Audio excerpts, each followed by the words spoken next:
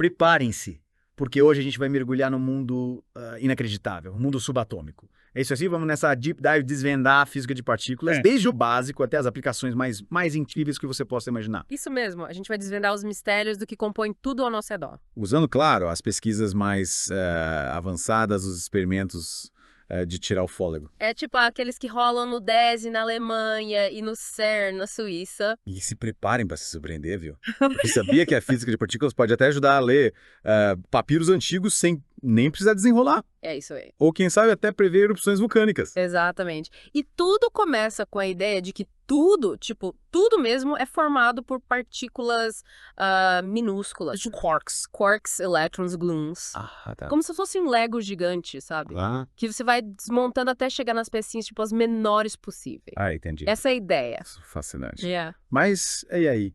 Como é que essas pecinhas se juntam para formar tudo que a gente conhece? Boa pergunta. Aí que entra o modelo padrão da física de partículas, que é tipo um guia para organizar esse zoológico de partículas, sabe? Sei. Ele divide as partículas em 4 grupos principais, que são os quarks, os leptons, os bósons e o famoso bóson de Higgs.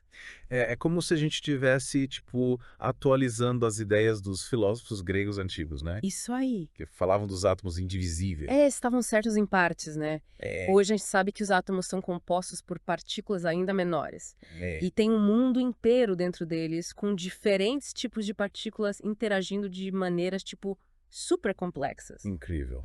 Mas como é que os cientistas estudam esse mundo subatômico? Eles usam aceleradores de partículas, claro. Ah, entendi. Tipo Hera, no DESE. O que é isso? É basicamente uma pista de corrida gigante, mas para prótons. Caramba. Os prótons são acelerados a velocidades absurdas. Tipo, a velocidade da luz. Quase isso. E aí eles colidem, liberando uma energia enorme e gerando novas partículas. Parece até um pouco perigoso, né?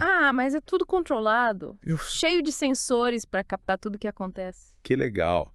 E qual é o objetivo dessas colisões? O mais incrível é que elas simulam as condições do universo primordial, Sério? logo após o Big Bang. Caramba. O que nos permite estudar a origem do cosmos e desvendar os mistérios da matéria. Ou seja, estão falando de uma máquina do tempo subatômica. É isso aí. Que demais. Mas me fala, como essa física de partículas sai dos laboratórios e chega na nossa vida? Tipo, no dia a dia. De várias maneiras. Uma delas é a tomografia de muons. Muons, o que é isso? São partículas que vêm do espaço e que a gente usa para enxergar através de objetos sólidos. Peraí, partículas que vêm do espaço.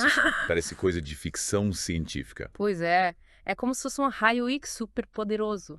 E como elas funcionam? Essas partículas, chamadas muons, são criadas quando os raios cósmicos atingem a atmosfera da Terra. E o mais legal é que elas conseguem atravessar objetos densos, tipo rochas, paredes, até pirâmides. Pirâmide? Então quer dizer que os cientistas usam muons para explorar sítios arqueológicos. Exato. Com a tomografia de muons, pesquisadores descobriram uma câmara secreta na Grande Pirâmide de Gizé, sem nem precisar escavar. Caramba! É uma ferramenta incrível para arqueólogos. Preserva a estrutura, sabe? Nossa, que descoberta fascinante. Mas e além da arqueologia, para que mais essa técnica serve? Para muita coisa. Monitorar vulcões, prever erupções, analisar a estrutura de reatores nucleares. Que legal. É uma ferramenta super versátil. E já que estamos falando de enxergar através das coisas. Sim. Me lembrei dos raios-x, que também vieram da física de partículas, né? Com certeza. Mas os raios-x usados em pesquisa, tipo os gerados pelo Petra Trier, também no DES, são milhões de vezes mais brilhantes que os raios-x convencionais. Nossa. Permitindo aos cientistas enxergarem estruturas minúsculas. Tipo o quê? Vírus, proteínas. Caramba! É como se fosse um microscópio super potente. Incrível. Imagino que isso seja fundamental para pesquisas médicas, né? Essencial. No Instituto Bernhard Nocht de Medicina Tropical, em Hamburgo, os pesquisadores usam esses raios-x superpotentes para estudar vírus perigosos. Tipo? Dengue, Zika. Buscando entender como eles funcionam e desenvolver tratamentos eficazes. É fascinante como a física de partículas que estuda o mundo subatômico pode ter um impacto tão grande na nossa saúde. Me explica, como esses raios-x superpotentes ajudam a combater os vírus? Eles são usados numa técnica chamada cristalografia de raios-x. Cristalografia. Essa técnica permite visualizar a estrutura 3D de moléculas, tipo as proteínas que formam os vírus.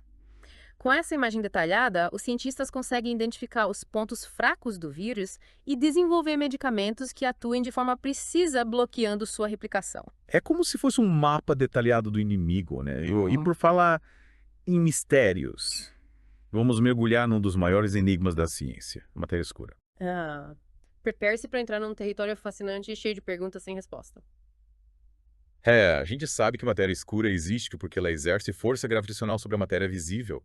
Isso. Mas a gente nunca conseguiu observar ela diretamente. É como se fosse um fantasma cósmico. É um fantasma que compõe 85% da matéria do universo. Caramba, muita coisa para algo que a gente nem sabe o que é. A gente sabe que ela tá aí, mas não sabemos do que ela é feita. E como é que os cientistas tentam desvendar esse mistério? Existem várias abordagens. Uma delas é a busca por partículas hipotéticas que poderiam compor a matéria escura. Tipo? Axions. Nunca ouvi falar. No experimento IOPS, em Hamburgo, os cientistas usam lasers e poderosos ímãs para tentar detectar esses axions. Lasers e ímãs para caçar partículas invisíveis. Parece complicado. É uma ideia bem criativa. Basicamente, eles tentam converter fótons, que são as partículas de luz, em axions, usando um laser super potente e um campo magnético gigante.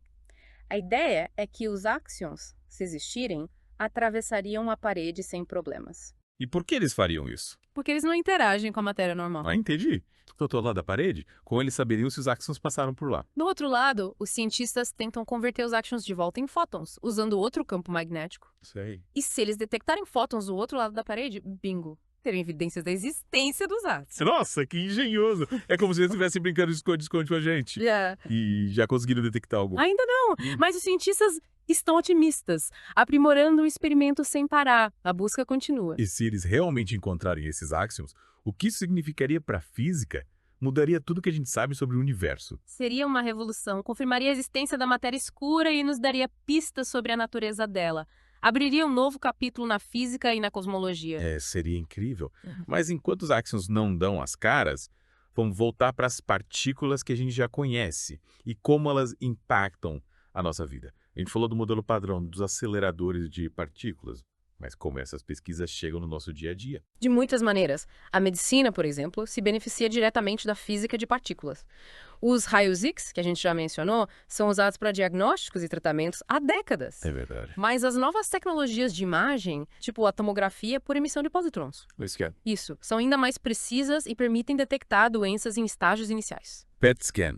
Lembro de ter visto isso em algum filme. Mas me explica melhor como funciona essa tecnologia e qual a relação com a física de partículas. A PET scan usa positrons, que são as antipartículas dos elétrons. Antipartículas.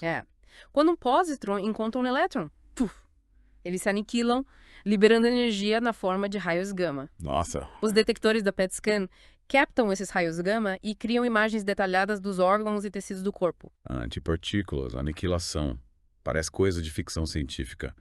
Mas é fascinante como algo tão complexo pode ser usado para algo tão importante como diagnosticar doenças. E não para por aí. A física de partículas também está presente na eletrônica. Os chips de computador, os smartphones, tudo isso só é possível graças ao nosso conhecimento sobre as partículas que formam a matéria. Nossa. Quer dizer que sem a física de partículas não teríamos smartphones. É isso aí. A descoberta do elétron, por exemplo, foi crucial para o desenvolvimento da eletrônica moderna. E a miniaturização dos componentes eletrônicos também se deve ao nosso conhecimento sobre o comportamento das partículas em escala nanométrica. Falando em avanços tecnológicos, e a energia nuclear. Ela também tem relação com a física de partículas. Sim. As usinas nucleares, apesar de todas as controvérsias, são uma fonte importante de energia em vários países. E o desenvolvimento da energia nuclear só foi possível graças ao nosso conhecimento sobre a física nuclear. Que é uma área da física de partículas. É verdade. Mas a energia nuclear também tem seus riscos, né?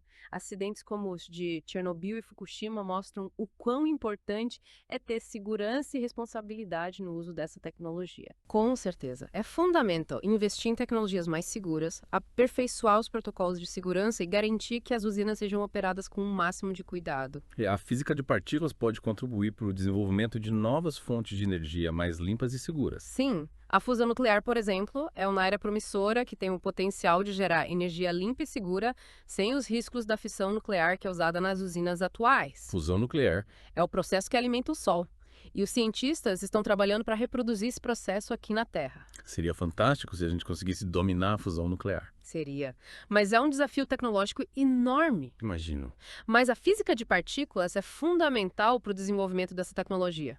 Entender o comportamento das partículas em condições extremas de temperatura e pressão é crucial para controlar a fusão nuclear e transformá-la numa fonte de energia viável. E além da energia, quais outras áreas a física de partículas pode revolucionar no futuro? As possibilidades são infinitas. A computação quântica, por exemplo, é uma área que promete revolucionar a informática. Computação quântica. Os computadores quânticos usam as leis da mecânica quântica para realizar cálculos muito mais complexos do que os computadores convencionais, abrindo portas para novas descobertas em diversas áreas. Computação quântica é um tema que eu ouço falar bastante ultimamente.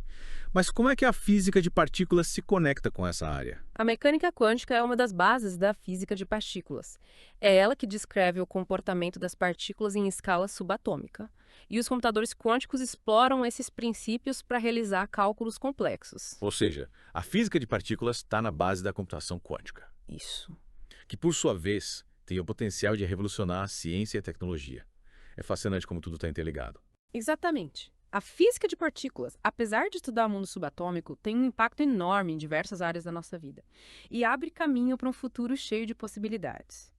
Quem diria que essas partículas minúsculas poderiam ter um papel tão importante no nosso mundo, né? É verdade. Essa jornada pelo mundo subatômico nos mostrou que a gente ainda tem muito a aprender e a descobrir. Mas o mais importante é que a física de partículas nos conecta com nossa própria existência, nos mostrando que somos parte de algo muito maior e mais complexo do que imaginamos. É verdade, a gente explorou um bocado sobre as partículas, né? Que formam tudo que a gente conhece, mas a verdade é que o modelo padrão, por mais completo que pareça, ainda deixa, várias perguntas no ar. Tipo a matéria escura. A gente sabe que ela está por aí influenciando a gravidade das galáxias, mas ainda é um mistério o que ela é de verdade. Exatamente. E essa é uma das grandes motivações da física de partículas hoje em dia. E além do modelo padrão. Entendi. E desvendar os mistérios do universo. E como que os cientistas fazem isso? Eles ficam só observando, sei lá, colisões de partículas em aceleradores gigantes, esperando que algo inesperado aconteça. Não só isso, existem vários experimentos diferentes, cada um com seu objetivo. Por exemplo, o experimento ALPS, que a gente mencionou antes, tenta detectar áxions. Que são partículas hipotéticas, candidatas a compor a matéria escura. E como eles fazem isso? Usando lasers para atravessar paredes, parece coisa de filme de espionagem. É uma ideia bem criativa. Basicamente, eles usam um laser super potente e um campo magnético gigante para tentar converter fótons, que são as partículas de luz, em áxions. A ideia é que se os áxions existirem, eles atravessariam a parede sem problemas, já que eles não interagem com matéria normal. Interessante. E do outro lado da parede, como eles saberiam se os áxions realmente passaram por lá? Do outro lado, os cientistas tentam converter os áxions de volta em fótons, usando outro campo magnético. E se eles detectarem fótons do outro lado da parede, bingo! Teriam evidências da existência dos áxions. Nossa, que engenhoso. É como se fosse um jogo de detetive subatômico, né? E já conseguiram detectar algum áxion? Ainda não, mas os cientistas estão, super otimistas, aprimorando o experimento constantemente. A busca por essas partículas invisíveis continua. E se eles realmente encontrarem áxions, o que isso significaria para a física? Mudaria tudo o que a gente sabe sobre o universo. Seria uma revolução, né? Confirmaria a existência da matéria escura e nos daria pistas sobre a natureza dela. Abriria, um novo capítulo na física e na cosmologia. Imagina só, a gente ia entender melhor a formação do universo, a evolução dele ao longo do tempo. Seria incrível. Mas enquanto os áxions não dão as caras, vamos voltar para as partículas que a gente já conhece e como elas impactam a nossa vida. A gente falou do modelo padrão dos aceleradores de partículas, mas como é que essas pesquisas chegam no nosso dia a dia? Em muitas áreas.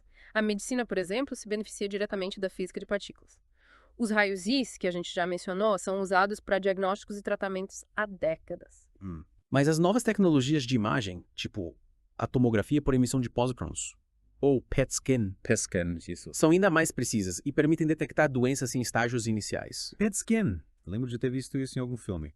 Mas me explica melhor como funciona essa tecnologia e qual a relação com a física de partículas. A PET scan usa positrons, que são as antipartículas dos elétrons. Antipartículas. Quando um positron encontra um elétron, eles se aniquilam, liberando energia na forma de raios gama.